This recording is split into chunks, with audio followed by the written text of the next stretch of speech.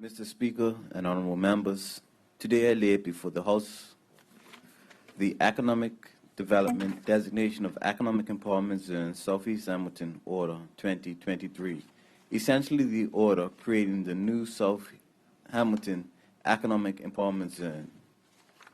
Mr. Speaker, I am extremely pleased to be here today to announce significant areas of progress with the strong partnership between the Ministry of Economy and Labor, the Bermuda Economic Development Corporation, and our key stakeholders for the Economic Empowerment Zone Initiative. The Bermuda Economic Development Corporation has made substantial strides to date in creating the productive partnerships in both the public and private sectors to establish the 3 existing economic empowerment zones, and anticipates doing the same with the new proposed 4th EEZ.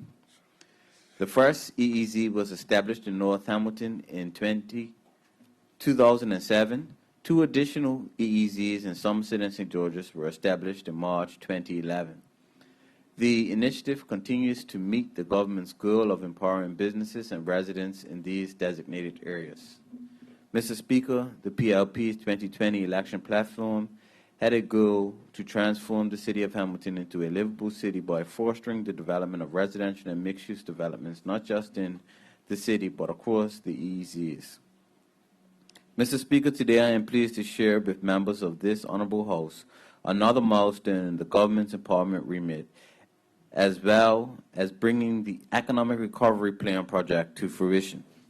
The order before the House today seeks to establish a new economic empowerment zone in South Hamilton under Section 2A of the Economic Development Act, 1968. South Hamilton has an important role as the gateway to the city, providing key commuter routes into and out of Hamilton. All commuters that reside in Western Bermuda, along with many from Eastern Bermuda, pass through South Hamilton to enter and exit the city. Additionally, it plays a key role in the economy of Bermuda as it hosts the container docks. However, the full economic and development potential of Eastern Hamilton, both north and south, has not yet been fully realized compared to the central and western areas of the city. Designation as an EEZ provides access to economic development tools to reach this potential. Mr. Speaker, respondents to a survey conducted by the Bermuda Economic Development Corporation were in strong agreement that there should be more economic investment in the area, citing such reasons as the need for investing in business refurbishment, underdevelopment, and the need for support of the many small businesses in the area, as well as the need to encourage more entrepreneurship in the area. The research also concluded that there is a need for increased investment opportunities in the area. Improvements and capital investment will not only increase business success and employment opportunities, but prospect for residential development in a mixed-use environment would increase the customer base within the proposed zone.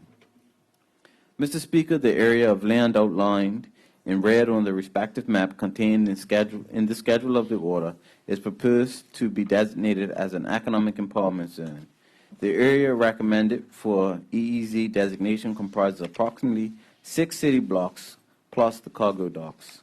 The zone is almost entirely within the limits of the city of Hamilton, bound by, on the west by Coeur Street, the north by Victoria Street, and south by Hamilton Harbor shoreline.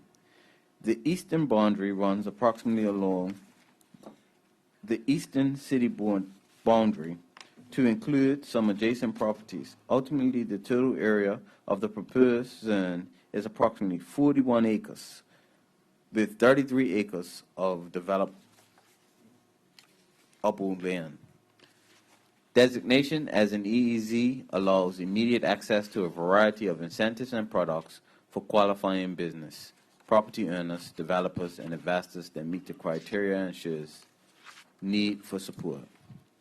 Specific EEZ initiatives currently available are as follows: BEDC EEZ payroll tax concession. BEDC approves up to 9 tax periods, 2.5 years of tax concessions for new startups commencing in an EEZ or existing business relocating to an EEZ. BEDC, EEZ, customs duty deferment. BEDC approves up to 5 years of duty deferment on capital projects or capital improvements within the EEZ, both for businesses and property owners. Reduce land tax. Currently, properties located within the EEZ have a reduced land tax rate issued by the Office of Tax Commission compared to properties outside of the EEZ. Reduce application fees on products. BEDC has reduced application fees on products for applicants located within EEZs compared to applicants for businesses outside the EEZs. Preferential interest rates on funding.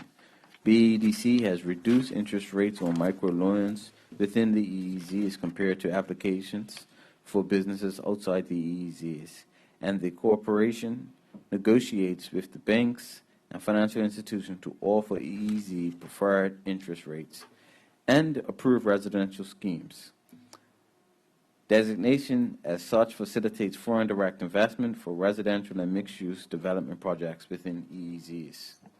The corporation is actively working on additional EEZ business development and economic development products and tools with local banks, and this government's aim to facilitate further economic activity. Doing business and with an EEZ also brings the added benefit of dedicated BEDC business development officers to work specifically with businesses in each zone on business expansion and retention. In addition, dedicated economic development officers can be seen within BEDC's Uptown Development Authority, whose sole role is to connect EEZ property owners, investors, and developers together to continually regenerate opportunities in these zones. It is important to strike a balance between business development and economic development, as both are interlinked to successful and sustained economic activity.